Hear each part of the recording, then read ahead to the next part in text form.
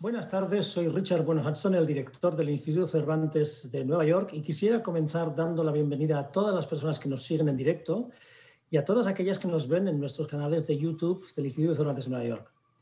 Como saben, el Instituto Cervantes es la institución creada por el Gobierno de España en 1991, que además de sus sedes de Madrid y Alcalá de Henares, cuenta con 88 centros ubicados en 45 países en todo el mundo. Es un placer y un honor poder colaborar en este gran evento con los consulados generales de los países iberoamericanos en Nueva York, ya que el proyecto, que se desarrollará en línea hasta que la situación nos permita realizarlo presencialmente, también está transmitiéndose y está siendo hecho en línea con la misión del Instituto Cervantes. Es decir, la promoción de la lengua española y de la cultura en español. Una misión que concretamos y materializamos a través de cursos de lengua española, de cultura en español, a través de nuestra magnífica biblioteca Jorge Luis Borges, de nuestras actividades culturales y de nuestra galería de exposiciones y de nuestros eventos culturales, que contribuyen a crear una enorme comunidad de amantes de la lengua y la cultura en español en todo el mundo, especialmente ahora que nuestra actividad puede ser vista y disfrutada en línea. Esto es toda una hazaña y una suerte, considerando que el recientemente publicado anuario del Instituto Cervantes 2020, los hispanohablantes ascienden en todo el mundo a casi de 600 millones.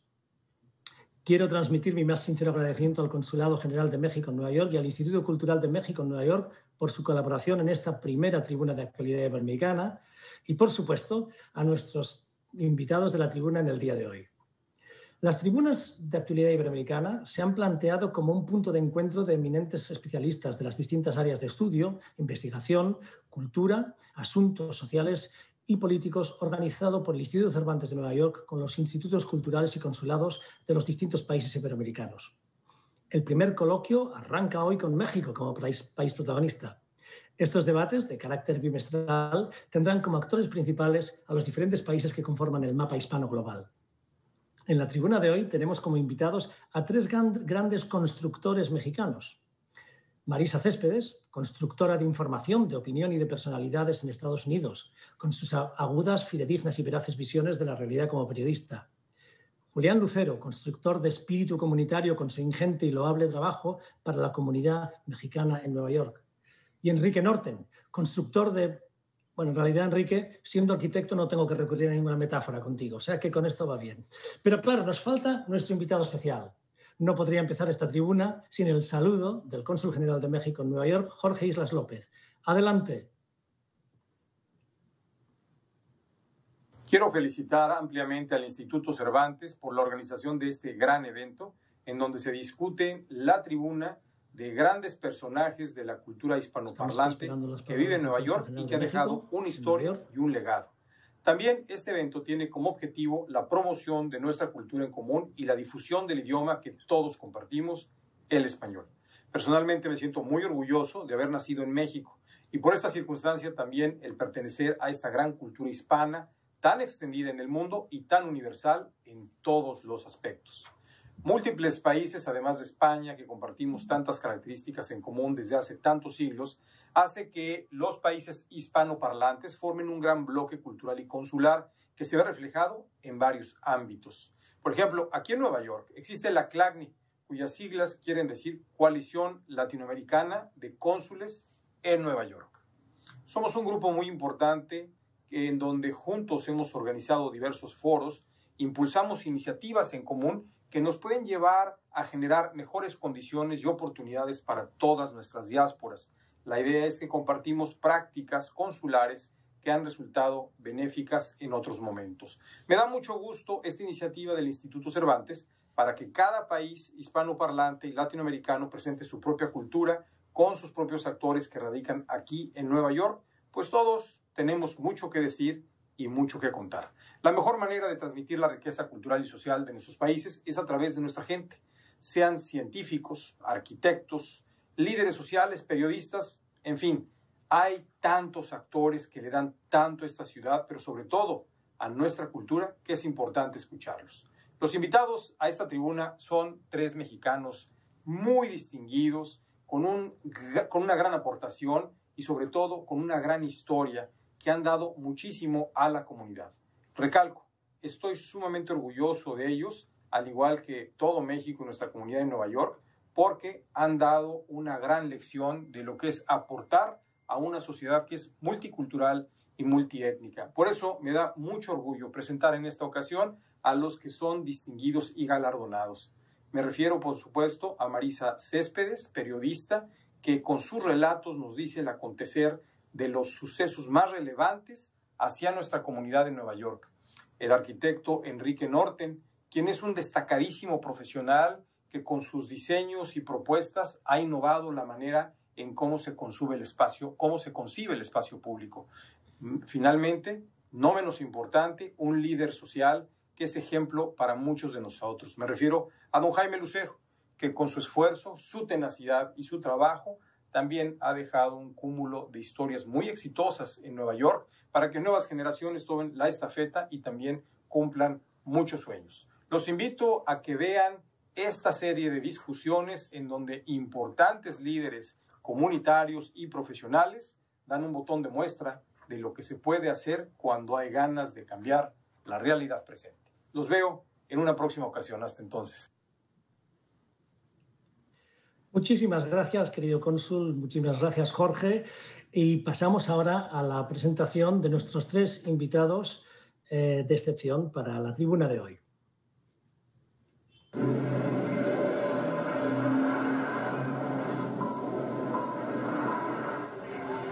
Minutos después de que se impactara un avión en Marisa Céspedes nació en la Ciudad de México, donde cursó la carrera de cine y televisión y después estudió también cine y televisión en la Universidad del Sur de California, en Los Ángeles. Allí inició su trayectoria periodística trabajando de reportera para el noticiero Univisión.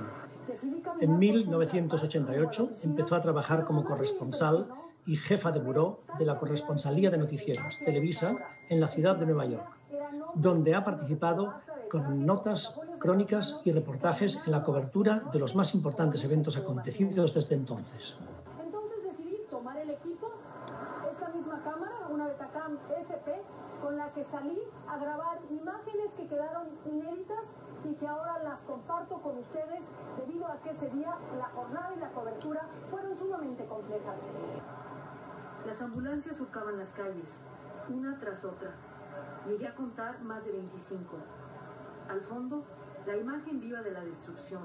El número 7 del World Trade Center, que ahora es este edificio reconstruido a mi espalda, colapsaba, se desmoronaba, causando en su derrumbe la ondulación del pavimento y pánico en general.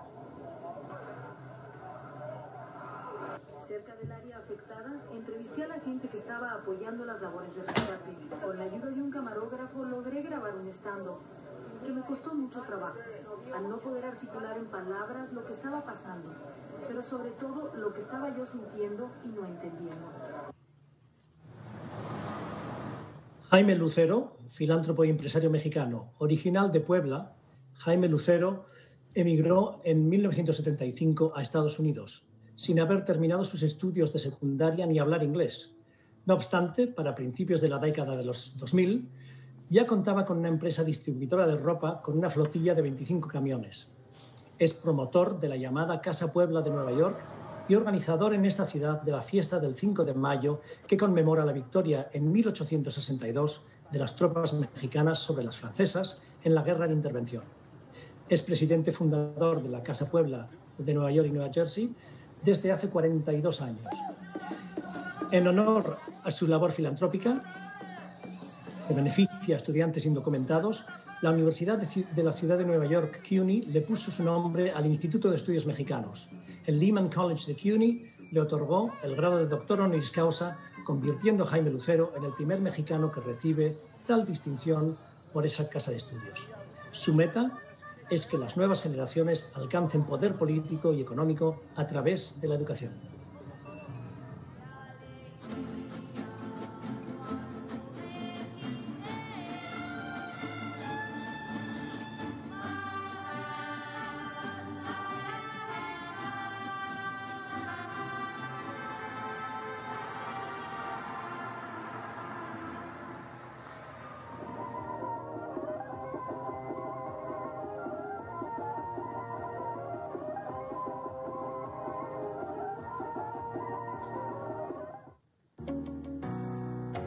Enrique Norten es fundador y director de TEN Arquitectos. Arquitecto por la Universidad Iberoamericana, en 1980 obtuvo la maestría en arquitectura por la Universidad de Cornell.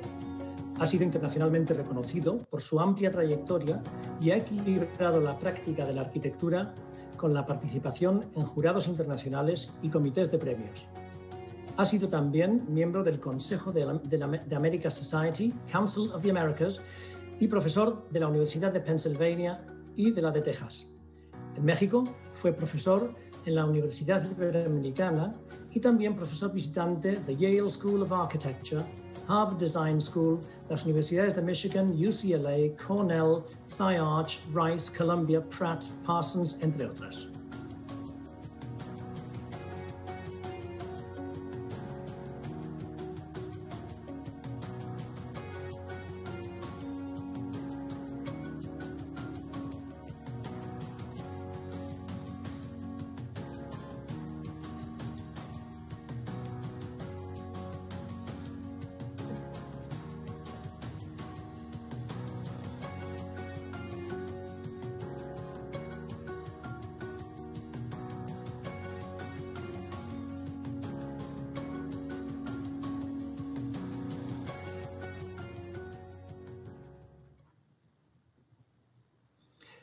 Todo un placer y un orgullo tener a este elenco de mexicanos con nosotros, pero nos falta alguien importante en esta primera tribuna de hoy, que es nuestro moderador, que tampoco les va a la zaga en prestigio. Nuestro querido moderador de la noche es Miguel Gleason, que es en la actualidad el director ejecutivo del Instituto Cultural de México en Nueva York. Estudió Ciencias de la Comunicación en la Universidad Iberoamericana en Ciudad de México, con especialización en cine, y también posee una maestría en Arqueología en la Sorbona de París.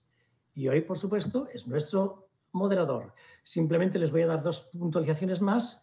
Recuerden que tienen un chat a través del cual pueden hacer las preguntas que se contestarán al final hacia los ponentes. Tendremos un tiempo al final para poder contestar lo que se les vaya surgiendo. Y pues nada más. Para mí es todo un placer haber presentado y haber dirigido esta tribuna. Con lo cual, les paso la palabra a los grandes expertos y se inicia, querido Miguel Gleason, se inicia la mesa redonda. Muchas gracias, Richard. Quiero agradecer también de manera muy especial las palabras de nuestro cónsul general, Jorge Islas López, y celebro que el Instituto Cervantes no haya cancelado este evento, porque este evento estaba previsto para el 20 de marzo. Ustedes saben que justo en este momento es cuando se desató toda la crisis, entonces es un evento que no se canceló, simplemente se pospuso, y lo estamos haciendo ahora. El año pasado hubo una persona que me dijo una frase que me marcó, desde el año pasado la he reflexionado mucho, y no era un filósofo ni un maestro importante, era simplemente un quiropráctico, de esos que te arreglan cuando tienes un dolor. Y me dijo, la persona más inteligente no es el que más sabe, sino el que mejor se sabe adaptar. Entonces, celebro el que el Instituto Cervantes se adapte en esta situación y que se pueda hacer esta conferencia de esta forma. Y cuando digo el Instituto Cervantes, siempre cuando se habla de organismos hay personas que están detrás. Entonces, evidentemente, sincero agradecimiento, Richard Bueno, por organizar esto. Es gracias a ti que estamos aquí. Y también quisiera agradecer de manera muy especial a esta Delia Antelo, que es un poco también del área cultural, que ha estado aquí. Iniciamos con las preguntas. Son solamente 6 preguntas que tengo yo para ustedes 3. Y la característica que los une a ustedes es que los 3 son mexicanos, los 3 sobresalen en su área, pero también la otra es que los 3 están en Nueva York. Entonces, en ese sentido, esta pregunta, que es la primera, que es un poco la más larga porque se divide como en 3 preguntas, sería, ¿por qué están ustedes en Nueva York? Es decir, ¿qué es lo que los trajo aquí? ¿Ustedes lo quisieron, lo desearon, se lo pusieron como meta o fue simplemente un concurso de circunstancias que los trajo aquí? Esa sería, digamos, la primera pregunta de esta primera pregunta. La segunda pregunta es lo de la cuestión esta de si es un parteaguas, es decir, la trayectoria de ustedes un poco antes de llegar a Nueva York y después de Nueva York. Es un parteaguas. Me gustaría empezar con Marisa Céspedes, si nos puedes contar tu experiencia al respecto, Marisa. Bueno, es un gusto estar aquí y regresar al Cervantes, aunque sea de forma virtual. De verdad lo agradezco muchísimo a todos, a todo el equipo, a Delia, a Richard y desde luego a ti, Miguel, y a los ilustres invitados, de verdad que los conozco desde hace un buen rato. No, hemos compartido esta ciudad de una manera muy, muy íntima y muy estrecha también.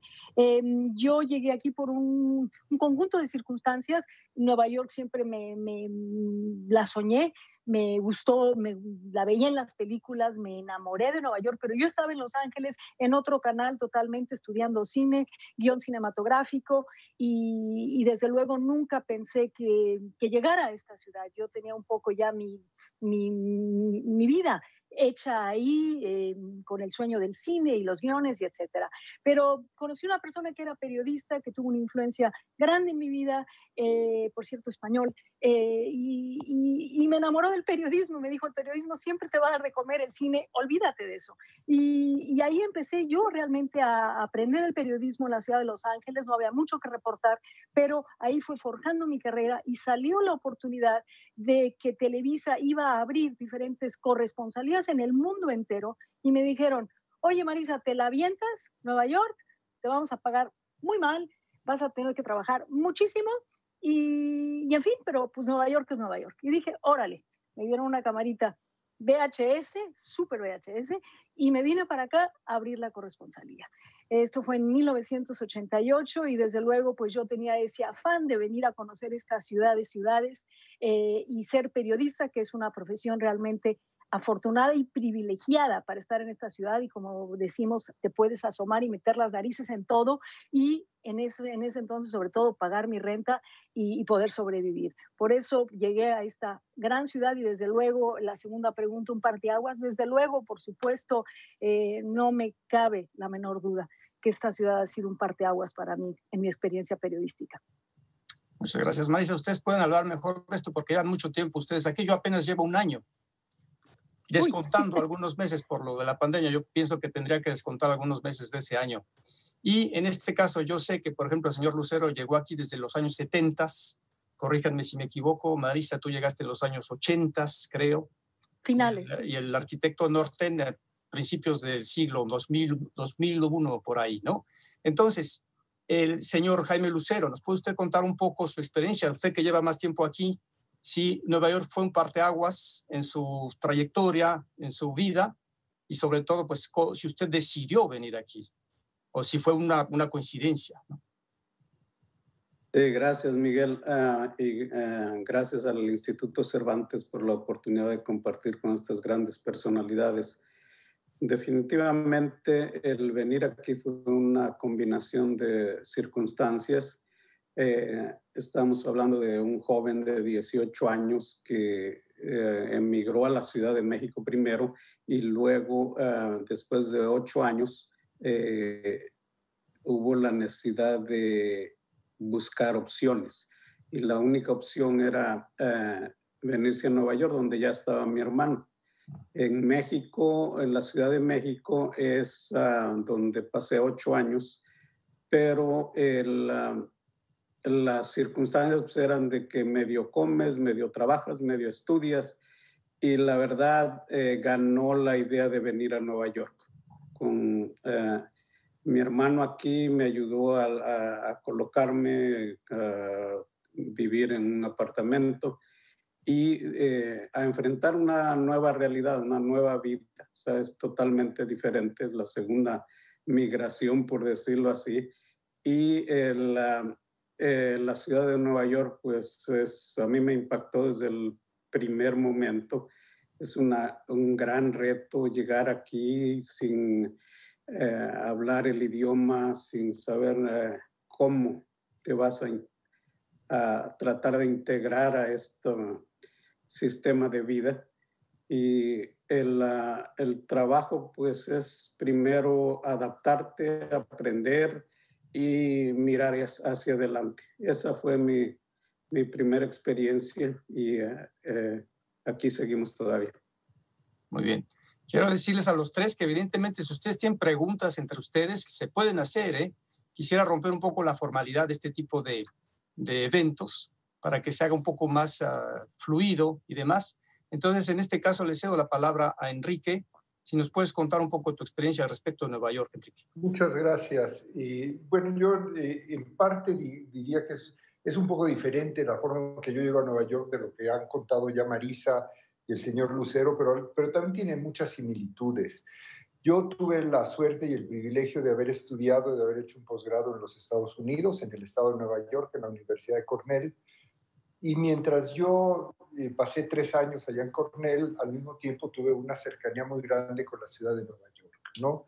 O sea, constantemente estaba en Nueva York, después terminé mis estudios en la universidad y tuve la oportunidad de quedarme un año más trabajando en los Estados Unidos. Como saben, cuando uno no es americano, uno tiene, tiene estudios académicos, tiene un año más para hacer algún trabajo complementario. Yo me quedé en la ciudad de Nueva York y la verdad es que desde entonces siempre pues Nueva York se convirtió al mismo tiempo un sueño, una gran ilusión, pero la verdad nunca pensé, ¿no?, que pudiera yo llegar nunca a tener las oportunidades para poder establecerme en lo que yo siempre he considerado la capital del mundo. Eventualmente volví a la Ciudad de México, empecé a trabajar en la Ciudad de México como arquitecto, trabajé con muchos mentores, algunos mentores míos en distintos proyectos que se presentaron. Poco a poco fui empezando a trabajar independientemente y al mismo tiempo yo nunca dejé la parte de mi vida académica en los Estados Unidos. O sea, yo siempre estuve involucrado académicamente en alguna universidad de los Estados Unidos. Y desde que yo me gradué de Cornell, pasé por distintos estados. Estudié, tuve oportunidades de enseñar en Texas, en California, por supuesto en Nueva York, en Massachusetts, en Pensilvania, en Michigan, en distintos lugares. Y siempre esto era vía Nueva York, de alguna manera, ¿no? Poco a poco y de manera muy orgánica, ¿no? Un poco fue creciendo mi presencia académica y empezaron a surgir oportunidades profesionales.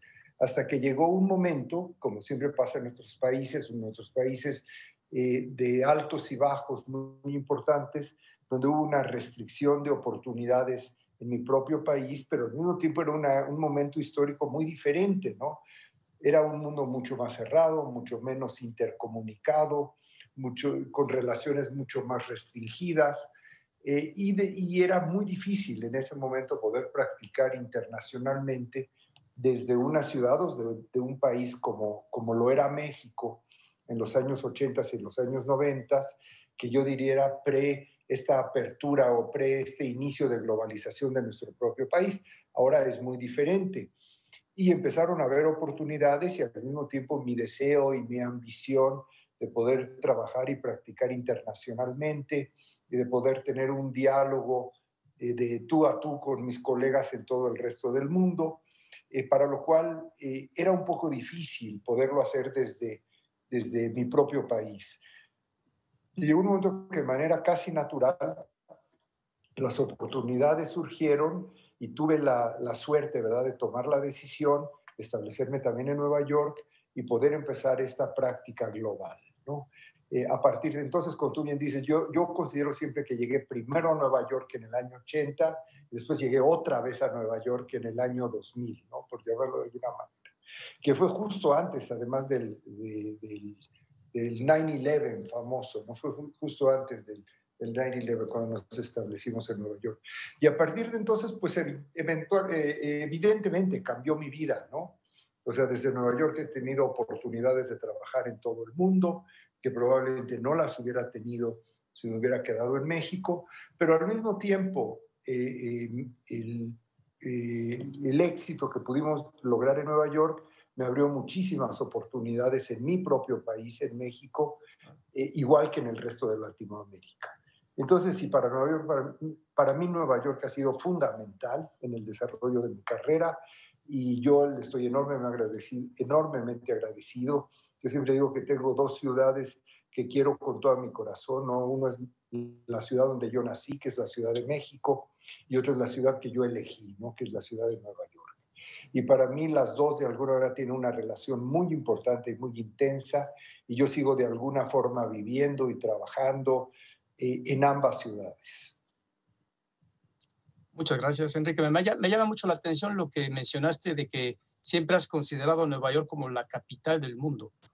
Yo estoy completamente de acuerdo contigo y creo que gracias a eso, para ustedes tres ha sido muy importante y ha sido un parteaguas, porque, por ejemplo, no es lo mismo ser corresponsal de Televisa en Nueva York que, no sé, en Austin, Texas, o en algún otro lugar, o en Santiago. Hay una persona, por ejemplo, que yo admire mucho, que ahorita les voy a decir quién es con la siguiente pregunta, pero de la misma manera, tener obra en Nueva York, como tú la tienes, obra arquitectónica, o en la labor del señor Lucero, lo que viene siendo toda, teniendo en cuenta que aquí hay más de 1 millón de mexicanos en esta zona, entonces tener aquí un líder que ayuda a la comunidad, pues es mucho más valioso que tenerlo en alguna otra ciudad o en algún otro lugar del mundo, en algún otro país. La siguiente pregunta va relacionada con quién, si hay alguien o algo que los influyó a ustedes en su vida determinantemente para dedicarse a lo que ustedes se dedican. Yo les cuento un poco mi caso, un poco para decirles, retomando lo que tú decías de la capital del mundo. No forzosamente tiene que ser un arquitecto. Para ti, por ejemplo, Enrique, o para ti un periodista, o para usted, señor Lucero, un luchador social. Por ejemplo, yo entrevisté alguna vez en paz descanse a Teodoro González de León, gran arquitecto, y él me dijo que él fue influenciado definitivamente por el arquitecto Le Corbusier. Y también alguna vez en Italia entrevisté a la corresponsal de Televisa allá, y ella me dijo definitivamente mi maestro es Jacobo Zabludowski. Entonces, no forzosamente tiene que ser del área donde usted está. En mi caso, por ejemplo, yo no soy músico y en mi vida me influyó mucho John Lennon de los Beatles. La primera cosa que yo hice cuando yo llegué aquí a Nueva York, ya a instalarme, que esto fue en junio del año pasado, tuve un nombramiento para ser el director del Instituto Cultural, llegué en la tarde, me tenía que presentar hasta el día siguiente. En cuanto dejé mi maleta en el Airbnb donde llegué, enseguida fui a Central Park a ir al lugar donde él fue asesinado y a rendirle homenaje, como casi, perdónenme el sacrilegio, pero casi como si fuera un santo, ¿no? Entonces, la placa que está ahí, que se llama Imagine, de Imagina, y entonces ahí me puse yo a imaginar cómo sería mi vida aquí en Nueva York. Les digo esto para un poco lanzarlos en el tema, ¿quién o qué es lo que los influyó determinantemente en sus vidas? Empezamos, por favor, contigo, Marisa, y les repito que ustedes pueden también hacerse preguntas entre ustedes si quieren. Si no lo hacen, yo voy a empezar a hacerlas, ¿eh? Sí. Por favor, Marisa. No, bueno, Nueva York es apasionante, emocionante. Para mí es la ciudad mítica que yo veía en las películas. Yo estudié cine, yo empecé estudiando cine en México, luego en Los Ángeles, ciudad de sueños, por favor. Y ahí Nueva York que me contaban, Nueva York que yo veía, Nueva York que yo leía, esta ciudad mítica. Ahora sí que desde Batman, ¿verdad? Ciudad gótica, ahí está. Siempre me alimentó mucho, me flipaba yo con Nueva York en cuanto a idea, a lo que yo imaginaba. Pero al llegar aquí eso rebasó todo y no se compara, ¿no? El estar aquí, una ciudad con sus plazas, con su Central Park, con sus caballos, con todo lo que tú quieras. Creo que eso a mí me emocionó mucho, llegar a esta ciudad y decir, claro, por supuesto, yo puedo edificar, puedo lanzar mi carrera. Yo no sé nada, no sé mucho, estoy verde en muchísimos aspectos, pero como me decía un amigo mío, tú pones una cámara en Nueva York y pasan tantas cosas a cuadro que ya está, ya contaste una historia. Yo hacía la cámara en ese entonces y me ponía enfrente de la cámara, era un poco como el hombre orquesta en ese entonces con esta camarita chiquita que tenía. Y eso me ayudó mucho a ir enamorándome de mi ciudad y a verla y hacerla progresivamente mía, salir a reportar, salir a hablar con la gente y a la pregunta de qué te marca o quién te marca, no tengo yo un maestro particular. Yo creo que la ciudad en sí es mi terreno fértil donde yo pude abonar mi carrera, pero también los mexicanos. Yo le debo mucho mi trayectoria periodística a los mexicanos. En ese entonces había muy poquitos mexicanos, ahora sí que estaban escondidos ahí en las cocinas, de repente veías uno por ahí, un delivery boy, pero prácticamente no los veías en los años 90. Yo recuerdo que a mí me emocionaba mucho verlos, platicar con ellos, y yo siempre pensaba, ¿cómo yo puedo contar sus historias? ¿Cómo yo puedo decirle a este México que está allá y al cual yo reporto que hay otro México aquí, un México increíble, pero invisible? Y creo que eso, estos migrantes mexicanos para mí de verdad es lo que me ha hecho mexicana.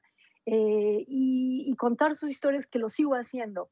Y le he pedido chance a Televisa que me diga, por favor, de las 5 historias que hago en una semana, puedo dedicarle una a mis paisanos, puedo hablar del tema migratorio contando historias, contando buenas y malas, de todos los sabores, pero darle presencia y visibilidad a ese México, a mí me parece fascinante. Y estar en la capital del mundo, en la capital del capital, en donde todas las cosas pasan, y poder ser testigo de esto, sin duda es para mí un privilegio.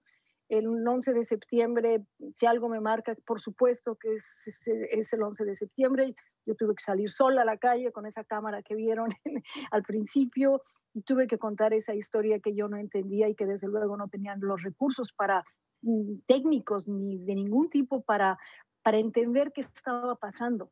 Y eso me hizo, yo creo, que entender que el periodismo era también un elemento de servicio en el cual yo puedo contar algo, ser testigo de algo y irnos más al tema humano, al tema de la gente. ¿Quiénes somos? ¿Qué es esto? ¿Cómo nos afecta? Y eso pues lo sigo haciendo a raíz de las coberturas que hago. Es el factor humano que siempre está presente en cualquier historia que podamos contar. Y desde luego pues Nueva York, imagínate. De verdad, eso es. No, jamás me imaginé que esa fuera tu influencia, o sea, tanto Nueva York, pero pues, sobre todo me gustó mucho que sean los mexicanos en general tu mayor influencia para llegar a donde llegaste, Maritza. Muchas felicidades. ¿Qué nos puede decir el señor Lucero al respecto? ¿Quién o qué cosa es lo que lo influyó usted para luchar y para ponerse usted a ser emprendedor, empresario, para ayudar a los mexicanos? Señor Lucero, por favor. Sí, gracias. Bueno, pienso que es muy similar el empiezo. Por la razón que sea, yo tuve que cruzar el río la primera vez ilegalmente. Veníamos 8 jóvenes entonces y nos teníamos que lanzar al río crecido en la madrugada y era un miedo, era pavor, ¿no? La posibilidad de que nos fuera a arrastrar esa corriente. Y ahí, entre todos ellos, que ya no los volví a ver, pero se dio esa mirada entre nosotros, ¿no? Y algo me dijo a mí que ese era mi grupo, que ese era donde yo pertenecía. Al llegar aquí a Nueva York, pues conseguí trabajo y 3 años después se funda el Club Azteca, que es lo que es ahora Casa Puebla, Nueva York, que ha sido una entidad que ha estado abierta desde entonces, hace 42 años, con ese propósito de apoyar a ese grupo al que yo pertenezco. Hay veces que te gana la tentación de decir, bueno, ya hice mi parte, pero no se puede porque hay esa necesidad urgente de mantenernos juntos, impulsarnos. Después de esos 42 años, pues sigue uno apreciando a esa gente tan valiente. De verdad, yo me siento muy orgulloso de los migrantes, el grupo que venimos de allá. Y el camino ha sido arduo, ha sido difícil, pero vemos esa fórmula, ¿no? De que hay que llegar con una actitud como lo que somos, guerreras, guerreros, nos enfrentamos a lo que sea. O la otra el gran problema es la escasa educación que hemos tenido desde México. Todos o la mayoría venimos de las zonas rurales. Terrible mal de la educación, porque somos presa fácil de todos los males que aquejan a nuestros grupos, a nuestras comunidades. Y de ahí empieza toda esa idea de alcanzar esas tres cosas que en esos 42 años tal vez somos un poco lentos para entender: poder económico y político a través de la educación. Los dos frentes tienen que caminar de la misma forma. En los negocios, en la empresa, pues uno viene a demostrar que eres un valor para este país, que vienes a aportar algo positivo a este país y te esfuerzas hasta lograrlo, y el resultado es que vas a poder hacer más por lo que te gusta hacer. Actualmente, los 42 años que se invirtieron en Casa Puebla, Nueva York, ahora se llama Fuerza Migrante, que es el gran sueño. Y ahí es donde se va a vertir toda esa experiencia, todo ese esfuerzo de muchos líderes en todo Estados Unidos. Actualmente son más de 200 organizaciones que estamos luchando simplemente por esas tres áreas de empoderamiento de la comunidad. Otra cosa sería que en este momento ya se hubieran cumplido esas metas y dijéramos: tenemos 10 millones de votos. A ver, candidatos, tengo 10 millones de votos, pero comprométete a tener una reforma migratoria o las tantas necesidades que tiene nuestra comunidad. Y ese es básicamente lo que ha marcado a mí en todos estos años que tengo viviendo aquí. Agradezco mucho su testimonio, señor Lucero, muy, muy valioso, porque es el caso de gran cantidad de mexicanos y mexicanas que están aquí, millones. Se adelantó usted un poco a la pregunta siguiente, que cuáles son los obstáculos para llegar, pero eso lo veremos un poco después. Antes, primero le cedo la palabra a Enrique para que nos diga cuál es su influencia o qué es lo que lo ha marcado en su vida.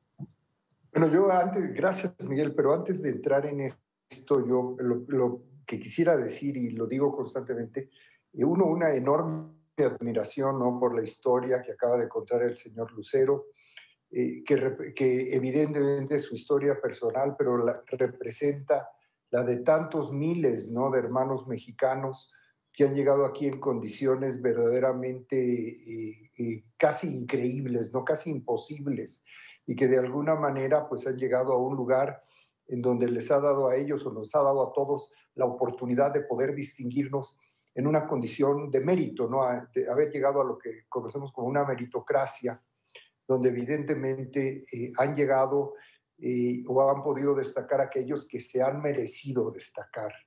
Yo siempre he dicho y siempre he pensado que una de las grandes cosas de estas migraciones a un país como los Estados Unidos es que se convierte en un gran filtro, ¿no? Al final, la comunidad de mexicanos, y lo digo yo, estoy hablando ahorita desde México, ¿verdad? Yo estoy ahorita en México. Para México ha sido una gran ganancia, pero al mismo tiempo una gran pérdida, porque lo mejor de los mexicanos, lo mejor de lo mejor, son aquellos que han logrado destacar y que se han quedado en los Estados Unidos. Y es debido a un filtro muy natural, ¿no?, que empieza desde tener, digamos, las agallas o tener el valor, tener el coraje para dejar tu casa y para dejar tu país y emprender ese viaje tan difícil y tan arduo que significa poder primero llegar a los Estados Unidos, después poder quedarse en los Estados Unidos y después poder empezar a crecer en un país como los Estados Unidos en base a su propia disciplina, a su propio esfuerzo y a su propio mérito. Entonces, sin duda yo, primero, muchas felicidades, señor Lucero, ¿no?, una enorme admiración, pero a través de usted, a todos, ¿no?, a todos aquellos mexicanos que han llegado y que han seguido, digamos, la ruta que usted ha seguido, y sin las cuales este gran país, que es los Estados Unidos, tampoco sería lo que es ahora, ¿no? Son ustedes o somos todos los que de alguna manera hemos tenido esta oportunidad, los que formamos este país de todos, ¿verdad? Este gran melting pot, como se llama. Mi historia evidentemente es diferente, ¿no? Yo llegué a los Estados Unidos a través de un esfuerzo, digamos, académico. O sea, yo llegué a través de la academia, a través de poder ir destacando en ese otro mundo, ¿no? Yo no tuve que cruzar el río Bravo nadando, ¿no? Afortunadamente, yo sí llegué en avión, ¿no? Sostenido, por supuesto, con algunas becas y con algunas ayudas que tenía de mi propio país, pero llegué de una manera muy diferente, ¿no? Como sea, la admiración es enorme para todos ustedes y mi respeto es gigante. Yo podría decir que yo no encontré la arquitectura, inclusive antes de llegar a los Estados Unidos, yo no encontré la arquitectura de manera fácil, porque yo no tenía referencias con respecto a la arquitectura. Yo al mismo tiempo, yo soy hijo de inmigrantes a México, o sea, mis padres, la familia de mi madre y mi propio padre llegaron a México huyendo de las devastadoras guerras mundiales que se dieron en Europa. Y yo nací en México en una familia de inmigrantes que de alguna manera estaban tratando de abrirse paso, ¿no? Y donde también México, este gran país, la gran hospitalidad mexicana, les dio la oportunidad a las familias de mis padres de poder enraizarse, ¿verdad? Y poder empezar a crecer en este maravilloso país que es México. Poco a poco yo encontré mi vocación, ¿verdad? Y eventualmente, como ya lo dije antes, tuve la oportunidad de poder empezar a crecer globalmente por una serie de circunstancias y oportunidades que la vida me fue dando. Y retomo lo que tú decías, ¿verdad? De que te dijo el arquitecto González de León, que fue uno de mis grandes mentores, uno de mis grandes maestros, mucho mayor que yo, bueno. Y curiosamente también mencionaste a Jacobo Zabludowski, un grandísimo y querido amigo, y su hermano Abraham, otro gran arquitecto mexicano, fue también otro de mis grandes mentores. Curiosamente, y eso lo he dicho muchas veces, yo recuerdo cuando yo empecé a tener algunas oportunidades para empezar a trabajar en los Estados Unidos y a mí me daba mucho miedo y de alguna manera empezaba yo poco a poco a hacerme de una profesión o de una carrera en mi propio país y yo me platiqué algún día con el propio Teodoro y yo le decía, Teodoro, ¿y cómo ves que empiezo a trabajar en Estados Unidos? Y me dice, ¿y tú qué te crees? Dice, ¿tú quién te crees que te vas a ir a Estados Unidos? ¿Tú quién te crees que eres que puedes irte a Nueva York? Dice, nadie lo ha hecho. Dice, todos hemos tratado de abrirnos un camino a través de Nueva York y nadie lo ha hecho. Yo con todo el cariño y el amor que siempre le tuve a él y a Abraham y a Ricardo y a todos los grandes arquitectos mexicanos que estuvieron antes que yo, lo único bueno que hice es no hacerles caso y sí ir a Nueva York, ¿no? Y afortunadamente eso me dio la oportunidad, claro, de irme abriendo camino en una ciudad dificilísima, ¿no? Una competencia voraz, ¿no? Es el lugar donde quiere estar todo el mundo. Si a mí me hubieran dicho cuando yo era estudiante que algún día hubiera tenido la oportunidad de construir, aunque sea un solo cuarto en la ciudad de Nueva York, yo no lo hubiera creído, ¿verdad? Ahora que volteo y tengo cientos de miles de metros construidos en esa gran ciudad, me siento uno de los arquitectos más privilegiados del mundo, que seguramente lo soy, ¿no? Y tener la oportunidad de poder ver a los ojos a todos y poder compartir con los colegas que yo tanto he admirado en mi vida, ¿verdad? Y todos poder participar en este gran mundo de la creación, ¿verdad? De la creación de la arquitectura, desde y tú ya me lo hiciste ver, que yo dije que era la capital del mundo. Yo creo que lo que debía haber dicho es la capital del mundo occidental, ¿no? Mis colegas asiáticos no les gustará que yo diga eso, ¿no? Mis colegas de otros lados también pensarán, cada uno pensará que sus ciudades pueden ser es una de las grandes capitales del mundo, pero para mí era la más cercana y la más anhelada, ¿no? En cuanto a la pregunta de quién, de alguna manera, si hubo algún personaje o alguna personalidad que de alguna manera se convirtió en este detonador de mi carrera, para mí es muy difícil detectarlo. No fueron tantos mis maestros, ni fueron tantas las gentes que me inspiraron, ¿no? Para poder seguir adelante. Y si a alguien yo creo que le debo el haber tenido este coraje, sin duda habrá sido mi padre. Y mi padre, que no fue arquitecto, que nunca tuvo la oportunidad y que seguramente no hubiera querido tampoco ser arquitecto, me estimuló muchísimo precisamente por tratar de disuadirme de ser arquitecto y por tratar de disuadirme de tomar estos grandes pasos, ¿no? Siempre buscando protegerme y buscando cuidarme. Y yo, claro, en esta rebeldía que todos tenemos en cierto momento de la vida, fue lo que me hizo tomar estas decisiones y poder aventurarme a esta gran situación que fue salir de México y empezar a abrir las puertas que existían hacia el resto del mundo, ¿no? De lo cual nunca me arrepentiré y creo que ha sido una de las grandes pues, oportunidades que me dio la vida. Muy bien. Me recordaste algo que se me olvidó decirles cuando vuelves a hablar de la capital del mundo, y yo les hablé de quién me marcó a mí, que es John Lennon. John Lennon, a él le preguntaron alguna vez que él siendo inglés, ¿por qué se vino a vivir a Nueva York? Estaba muy bien Londres es una gran ciudad también, pero él decidió venir a Nueva York y él les contestó, si yo hubiera vivido en la época de Roma, del Imperio Romano, a mí me hubiera gustado irme a vivir a Roma. Es correcto. Entonces, por eso estoy en Nueva York ahora. Esa fue su respuesta. Y lo que te quiero decir también ahora es el asunto de, un poco para cambiar un poco el esquema de las entrevistas, si tú hubieras podido, por ejemplo, construir, diseñar. He visto en el video, vemos tus construcciones de aquí en Nueva York, son impresionantes, impresionantes, felicidades, Enrique. Pero si tú hubieras podido, por ejemplo, construir un edificio, aunque sea de otra época, aunque sea de los romanos, de los mongoles, lo que tú quieras, ¿cuál es el edificio que hubieras querido construir?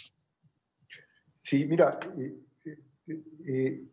hay muchos edificios, ¿no? Yo creo que todos los que nos dedicamos a la creación, siempre tenemos, cuando admiramos mucho algún lugar en el que estamos, que son muchos en el mundo, siempre tenemos esa condición de envidia, ¿no? De decir, si hubiera yo podido hacer esto, probablemente hubiera sido muy afortunado.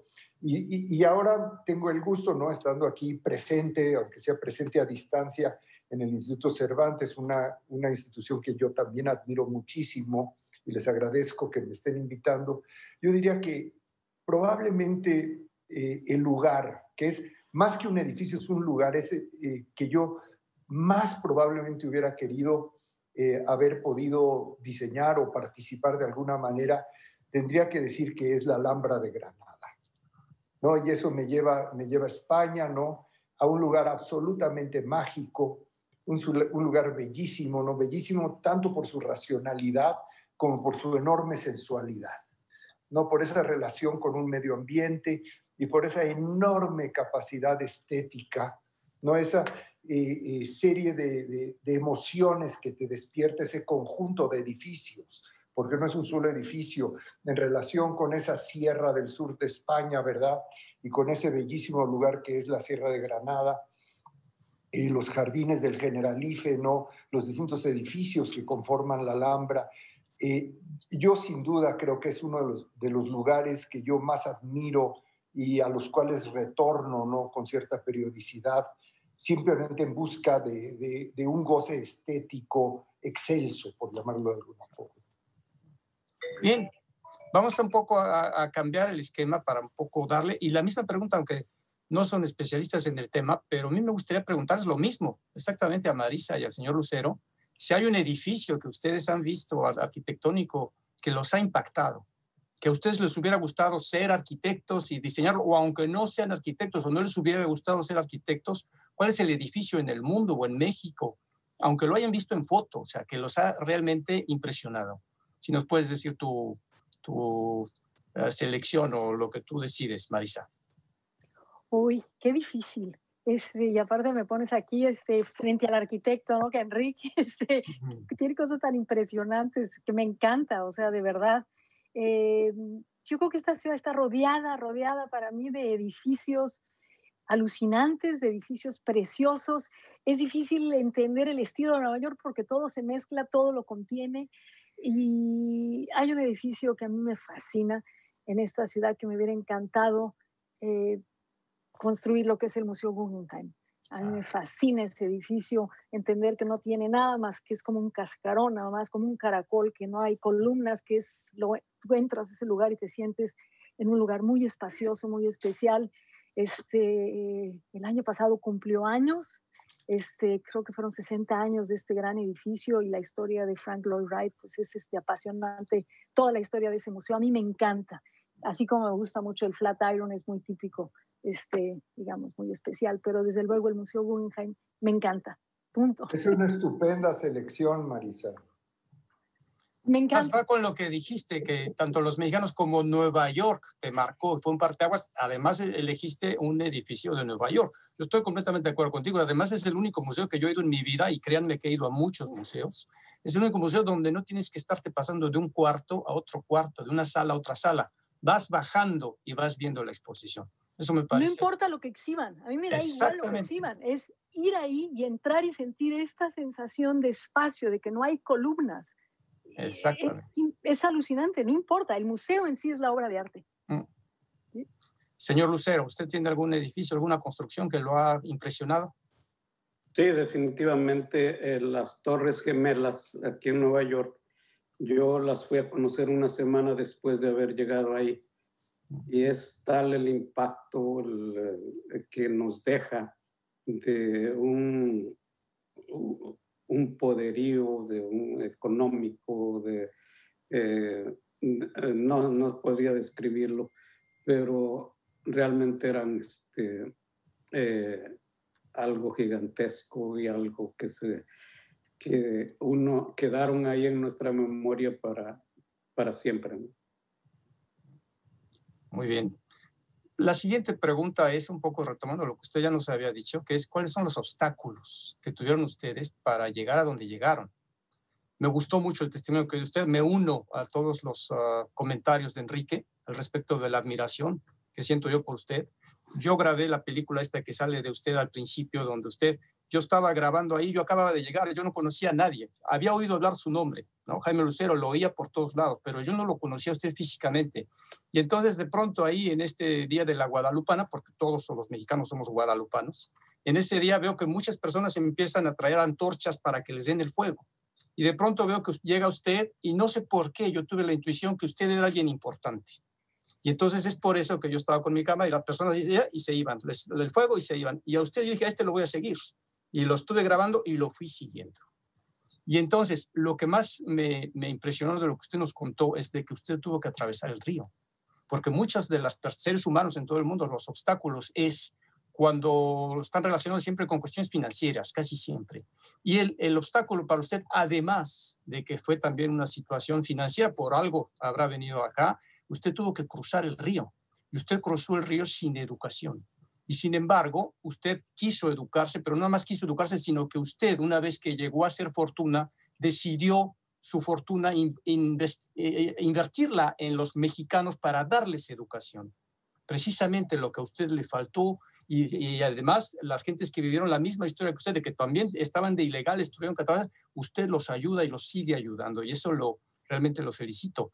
Entonces, la pregunta es, directamente empezamos por Marisa, ¿cuál es el obstáculo que te hizo llegar a donde estás? Es decir, ¿qué dificultades tuviste para llegar a donde estás?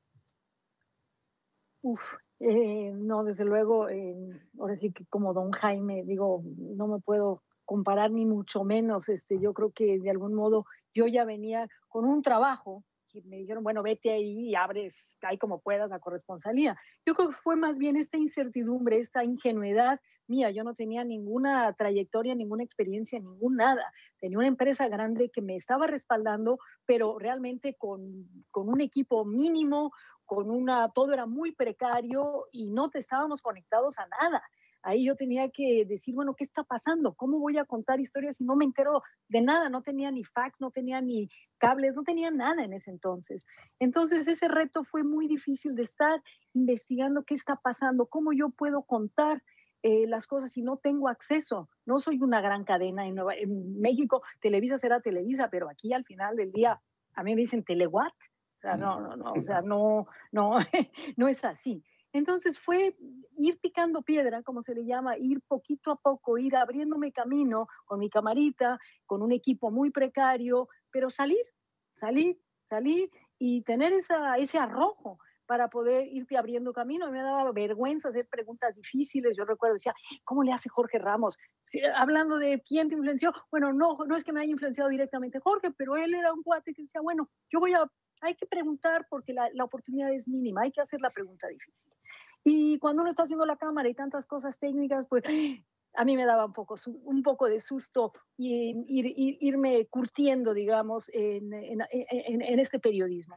Esas fueron mis dificultades, Miguel, y digo, irme abriendo camino y sobreviviendo con un sueldo pequeño, sacar mis papeles, tampoco los tenía, yo vine aquí con una visa de estudiante, en fin, todo eso fueron obstáculos, pero que al final me fueron también edificando de algún modo. Es decir, como dicen en inglés, hay que tener un poquito de grit, de arenita, que es lo que la arenita lo que te va curtiendo, lo que te va empujando. Y esta ciudad es una ciudad que yo creo que todas nuestras historias, las millones de gentes que han llegado aquí por diferentes circunstancias, hay esa arenita que nos va moviendo y es una ciudad pues que simplemente hay que verla para arriba porque wow, sigue edificándose.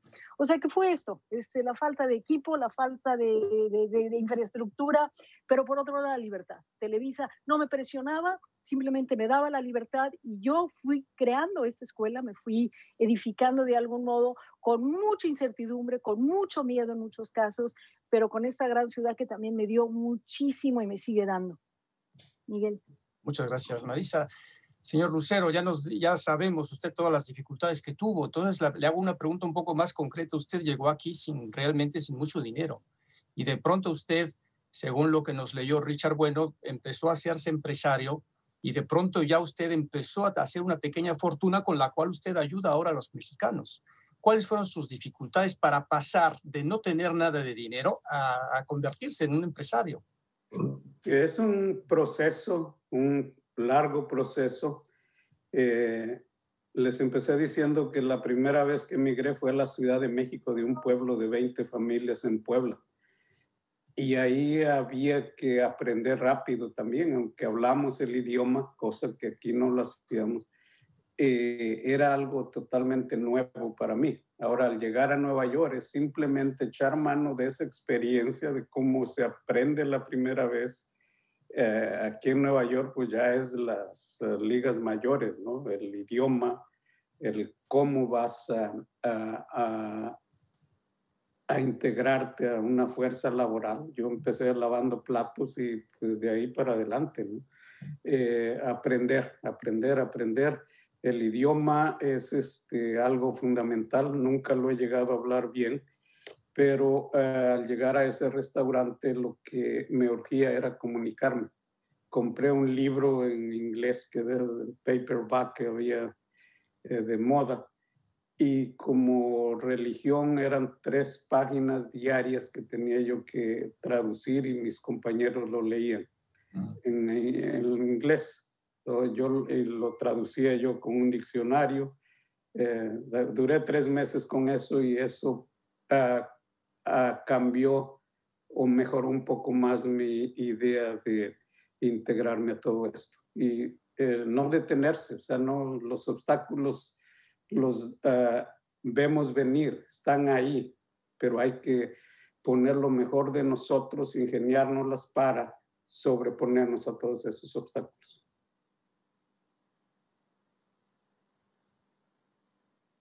Enrique, te toca a ti. ¿Algún obstáculo para llegar a donde llegaste? Te falta el micrófono. Está.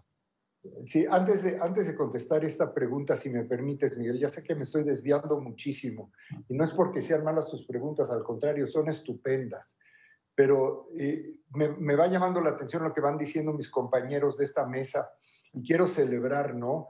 Que ambos cuando les preguntaste sobre su, por llamarlo de alguna manera, su admiración arquitectónica, ambos han escogido o escogieron estupendos edificios de la ciudad de Nueva York, ¿no? O sea, a mí muchas veces me pregunta la gente, que cuando llegan sobre todo, ¿cuáles son mis edificios favoritos en Nueva York? Yo no sé si llamarlos favoritos, pero para mí los más importantes, sin duda, tienen que ver con la modernidad, ¿no? Siendo Nueva York el epítome, ¿no?, de la ciudad moderna. Y sin duda, el Guggenheim es un grandísimo edificio, es de lo mejor que hay en Nueva York. Y otros 2 a los que yo sumaría en Nueva York es el edificio Seagrams, ¿no?, de Mies van der Rohe, y el edificio de las Naciones Unidas, de Niemeyer y de alguna manera Le Corbusier, que ya tú mencionaste anteriormente. Y de alguna manera esos edificios, más muchos otros, ¿no?, establecen una nueva visión, ¿no?, de toda la ciudad y de alguna manera sintetizan, ¿no?, ese espíritu de creatividad y de riesgo y de coraje que la misma ciudad de alguna manera la hace distinguirse de muchos otros lugares del mundo. Entonces, Marisa y señor Lucero, les felicito, ¿no? También los edificios de Yamazaki, que desafortunadamente ya no existen, fueron dos estupendos edificios, ¿no? Y también la capacidad de que fueran dos era una cosa muy interesante, ¿no? Se estaba precisamente en que fueran dos. Eso es toda otra historia que podemos tratar en otro momento, pero los felicito y me emociona mucho oírlos, ¿no? Con mucha admiración, que ambos hubieran elegido eso y no hubieran dicho, por ejemplo, en la biblioteca de la calle 42 o una cosa de ese tipo, de total nostalgia, ¿verdad? O de una cuestión neoclásica que no es lo que realmente hace a Nueva York la gran ciudad que es. Así es. Tenemos más o menos tiempo un poco limitado porque tenemos que dar tiempo también para las preguntas. Bueno. Entonces, sí, no importa, yo voy a eliminar algunas de las preguntas. Quedan 3 preguntas y prácticamente tenemos que terminar ya pronto. Entonces, la siguiente pregunta, si quieres, si tienes una dificultad, dínosla y después yo les hago la pregunta siguiente. No, yo iba a decir que lo mismo, para mí lo que me motivó y me hizo superarme en Nueva York era no un gran obstáculo, sino la cotidianeidad, el salir todos los días a ganarse el bolillo, ¿no? Y todos los días un pequeño obstáculo. Que si tenía licencia para practicar, no, entonces había que sacar la licencia. Que si no tenía licencia porque no tenía green card, no, entonces habría que sacarle el green card. Que si podía rentar un departamento, no podía porque no tenía crédito. Entonces había que construir una historia de crédito. Uno a uno. Es un círculo vicioso esa de la historia de crédito. Yo lo estoy sufriendo ahora, que no puedes tener un crédito porque necesitas tener un historial crediticio. Pero si no tienes el historial crediticio, no te pueden. Entonces es un círculo vicioso, ¿no? Pasamos a la siguiente pregunta, que es muy importante, porque todos somos mexicanos, pero somos invitados por el Instituto Cervantes. Entonces, yo quisiera que me contaran ustedes una anécdota que tuviera que ver con España o con el idioma español, que es el idioma que estamos hablando. Y además España, porque ha sido tan trascendente en México, en nuestras vidas históricamente y culturalmente, ¿no? Yo les digo la mía rápida. La mía es que yo estuve viajando mucho tiempo, hace bastante tiempo, en Asia y estuve también en Europa. Me tocó estar en los países socialistas cuando todavía eran socialistas, antes de la caída del muro, ¿no? El Pacto de Varsovia que le llamaban. Entonces, y estaba después de Polonia, donde no entendía nada, porque como era un país socialista, pues ni siquiera hablaban inglés, y luego Bulgaria. Estaba yo en la República, en Checoslovaquia, todavía era Checoslovaquia, y yo me dije, ay, qué suerte tengo de haber nacido en México, porque en México hablo un idioma que se habla por todos lados, en muchísimos países, y que lo hablan millones de personas. Entonces, esa fue la reflexión que tuve yo, y después, al final de ese viaje, yo llegué a España, después de haber estado en Asia y de haber estado en los países socialistas de aquel entonces con idiomas eslavos muy raros. Llegué a España y me sentí como en mi casa. Además de que se había devaluado en México mucho la moneda, y cuando yo llegué, las pesetas estaban igual de peso que cuando me fui de México. Entonces, hasta en eso me pareció. Ustedes cuéntenos una anécdota que tengan ustedes con España o con el idioma español, por favor. Empezamos contigo, Marisa. No, pues me encanta mi idioma español, me encanta oírlo en las calles cuando yo llegué aquí. Por eso cuando oía a un mexicano lo veía y decía, no, qué emoción, ¿de dónde vienes? Yo tengo un mapa en mi oficina donde le digo, no nada más es de México, ¿de dónde? ¿Qué lugar? ¿Qué pueblo? Y tengo, sobre todo de Puebla, don Jaime, aquí tengo mi mapa de Puebla, voy apuntando todos los pueblos de donde vienen mis paisanos. No los conozco esos pueblos, algún día los visitaré, pero me gusta aprendérmelos y saber quiénes son. Como dije antes, yo me volví mexicana aquí a través del español que empecé a oír a mis mexicanos, mis paisanos, que los empecé a descubrir y dije, wow, qué maravilla, qué gente tan extraordinaria. Lo mejor de México está aquí y no hay duda. El Instituto Cervantes me encanta. Yo lo conocí cuando recién inauguró, que se llamaba la Casa de España. Increíble, las mejores croquetas. O sea, yo que no había comido comida española, wow. Era el mejor lugar para ir a comer croquetas. Eran unos muebles rarísimos, le llamábamos estilo remordimiento, una cosa rarísima, oscuro, pero bueno, una casa fantástica ahí, pues donde están ahora todavía totalmente remodelado y lo que tú quieras. Pero yo soy medio española, mis abuelos son españoles, mi padre, los abuelos paternos de Santander y la abuela de Málaga, y luego por la parte de mi madre vienen de Castilla. Entonces, mis padres nacieron en México, pero bueno, yo tengo un sabor de por allá. Siempre he tenido mucho cariño y estudié de niña, bueno, en un internado en Irlanda, y había 2 chicas españolas donde yo descubrí las pipas. O sea, que si hay una relación con España, las pipas era el placer máximo. Comer pipas en un internado, bueno, para mí fue uno de los grandes placeres, de los grandes lujos, porque sus madres les mandaban pipas, paquetes de pipas. Entonces, pues ese tema de España siempre me da mucha emoción, la gastronomía, y aquí en esta ciudad se mezcla todo. Me encanta que mis paisanos trabajen en los restaurantes españoles, en fin, todo se mezcla, y bueno, esta tertulia misma que estamos entablando ahora, yo creo que se mezclan tantas cosas, lo estamos haciendo en español. Es emocionante, y trabajo en español también, o sea, el hablar a mi español todos los días, conectar con México, comunicar, es mi responsabilidad también. Hablarlo bien, tener el diccionario aquí a la mano y poder ser clara en lo que digo, y celebrar el español, claro que sí, me encanta. Muy bien. Señor Lucero, ¿algo que nos quiera compartir? Sí, hace 3 años empecé con este proyecto nuevo de Fuerza Migrante. De verdad que es un tema bastante complejo y muy difícil de llevar a cabo. Entonces empecé a observar un par de personas que a mí me parecían que podía darle seguimiento.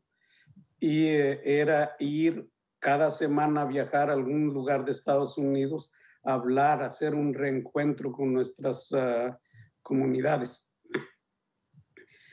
Y pues es un trabajo titánico. Las personas no siempre están dispuestas a abrirte los brazos y darte la bienvenida. Al contrario, se sienten invadidos porque uno de Puebla y que vive en Nueva York viene a Los Ángeles a hablarnos de Fuerza Migrante. Y para mí era muy lógico lo que iba a pasar.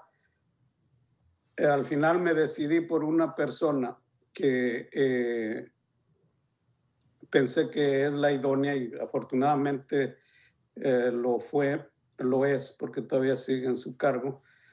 Y lo primero que se me vino a la mente es decirle: ok, mi fiel escudero, nos vamos el lunes a la primera. Yo he hecho mucho mano de la literatura española, ¿no? De Don Quijote en este caso, que sabemos que es algo fuera de la realidad, pero aún así queremos hacerlo, ¿no? Nos place el reto, dejar esa comodidad que a veces llegamos a tener. Hay que abandonar ese lugar cómodo e ir a buscar algo que no sabemos de dónde vaya a terminar. Pero esa sería mi anécdota, ¿no? Muy bonita anécdota, señor Lucero. Además que tiene que ver con el Instituto Cervantes. Le está usted echando una flor ahí en el Instituto Cervantes con Don Quijote. El Quijote y Sancho Panza. Para concluir, vamos a escuchar a Enrique y después le voy a regresar el micrófono a Richard para ver si hay algunas preguntas del público. Yo tenía otras 2 preguntas, pero entonces las dejo si da tiempo. Después, si no hay tantas preguntas del público, las haré. Por lo pronto te escuchamos, Enrique, si tienes alguna anécdota que tenga que ver con el idioma español o con España. Falta el micrófono. No. ¿Me escuchan? Sí, sí, sí. Sí, trataré de ser muy breve para resumir mi relación, que es muy cercana con España, ¿no? Además de un enorme cariño y admiración, ¿verdad?, por ese país y por la gran comunidad española. Grandes amigos, por supuesto, importantísimos colegas, pero yo diría que, más que anécdotas, yo he tenido muchos primeras experiencias que a España le debo mucho. Mi primer libro se publicó en España por la editorial Gustavo Gili. Mi primer premio internacional fue un premio que me otorgó, un premio europeo que otorga una fundación española, la Fundación Mies van der Rohe de Barcelona. Fue mi primer premio que obtuve así a nivel internacional importante. Mi primera asignación internacional académica. Yo fui profesor de la Universidad Complutense, ¿no?, en unos cursos que daban de verano en el Escorial, cuando yo era un arquitecto muy joven. Me la pasaba en el Escorial varias veces enseñando arquitectura. Y bueno, y en la vida personal y en la vida íntima, muchas otras primeras experiencias que me daría un poco de pena compartir aquí públicamente. Muy bien, muchas gracias, Enrique. Le cedo el micrófono a Richard Bueno. Uy, qué placer, queridos invitados y querido Miguel. Ha sido un deleite tan grande que voy a aprovechar mañana o pasado mismo para volver a verlo con más calma y poder metabolizar exactamente todos los contenidos, porque ha sido tan emocionante que me he perdido bastantes cosas, la verdad. Estaba intentando extraer las diferentes notas de todos, pero enhorabuena a todos, ha sido maravilloso. Tengo que reconocer que estamos llegando al final de la tribuna de hoy, y que no hay preguntas per se, pero hay muchos comentarios. Puedo decir que en las diferentes redes sociales en las que estamos retransmitiendo esto, que se repite mucho. Bueno, primero la enhorabuena y las felicidades a todos vosotros. Al Instituto Cervantes también nos cae alguna felicitación, o sea que estamos contentos también. Pero sobre todo las palabras inspirador, motivador y orgullo se repiten constantemente. O sea que felicidades, porque eso es algo que habéis logrado vosotros. Quería simplemente comentar muy por encima la idea, el germen de todas estas tribunas, era un poco con esta visión panhispánica que tenemos en el Instituto Cervantes, con lo cual vemos que somos todos comunidades de hermanos, digamos, en el mundo hispanohablante, el mundo hispano, por nuestra trayectoria, nuestra historia, nuestros valores, nuestros pensamientos, nuestra filosofía, nuestros temores, por supuesto, ya los hemos visto en algunos casos representados, nuestras ilusiones, pues que era una manera un poco de trayendo a gente que realmente pudiera contar la historia desde fuera y desde dentro, diera su visión personal. Quizá por eso muchas veces es difícil que haya preguntas, porque sería un tema de una vida muy personal, pero ha sido tan emotivo que todos los comentarios que han llegado han ido en esa línea. Yo les quiero agradecer, bueno, como decías antes, Miguel, al Cónsul General de México, a ti, por supuesto, como director ejecutivo del Instituto Cultural Mexicano, y a nuestros excelentes invitados que me han dejado con bastante la boca abierta, todo lo que han dicho y que repetiré, como he dicho. Y luego a nuestro equipo del Instituto Cervantes. Para nosotros también es bastante complicado, como muy bien decíamos al principio, hemos tenido que ponernos las pilas directamente y adaptarnos a esta nueva realidad, pero que es muy difícil, porque realmente no es solo la tecnología, sino la distancia. Realmente estamos... yo tengo que decir que, por ejemplo, a Marisa la he entrevistado varias veces, pero yo creo que nunca, bueno, excepto una vez, yo creo muy al principio no nos hemos visto, ¿no? Simplemente te vas acostumbrando a esta cuestión de ver a la gente en un formato plano, con una pantalla delante, pero ha sido enternecedor escuchar muchas de las historias y muy, como dicen, muy motivador y muy, muy inspirador. Quiero también, a partir de ahora, invitarles a las siguientes tribunas, a raíz de la presentación de esta y de, por supuesto, lo bien preparada que la teníais, Miguel, y los invitados de lujo que teníamos también, se han animado los diferentes consulados generales. Y ahora mismo, bueno, tenemos, ya sabéis, que para que se vayan animando más, tenemos pues Colombia el 9 de diciembre. Sé que la cónsul de Colombia está viéndonos ahora y la voy a poner un poco nerviosa. Susana, querida Susana, vas a tener que hacerlo muy bien porque el listón está muy alto, pero esto es realmente lo que me gusta del asunto, que realmente estamos todas las familias hispanohablantes compartiendo también el mismo tipo de emociones, de historias y de filosofía, con lo cual, enhorabuena a todos, estén al tanto para el 9 de diciembre y hay en lista de espera, ya tenemos en lista de espera Perú, España, Argentina, Panamá, otras diferentes que bueno, que esta es indicativo de que es importante esta iniciativa, porque como dije al principio, el Instituto Cervantes no solo enseña la lengua, sino la cultura, y la cultura conlleva muchos aspectos, ¿no? Tradición, historia, gastronomía, arquitectura, pues filantropía, todo de lo que estamos hablando, porque está compuesto por personas y formado por personas, y las personas son las que crean las naciones y las que crean el sentido común de hermandad. Entonces, doy por concluida, me gustaría dar las gracias a todo el mundo de nuevo y, por supuesto, a nuestros seguidores que han estado siguiendo toda la tribuna y en especial a vosotros cuatro por el trabajo y la labor hecha, que ha sido realmente motivadora. Muchísimas gracias y nos vemos en la siguiente tribuna.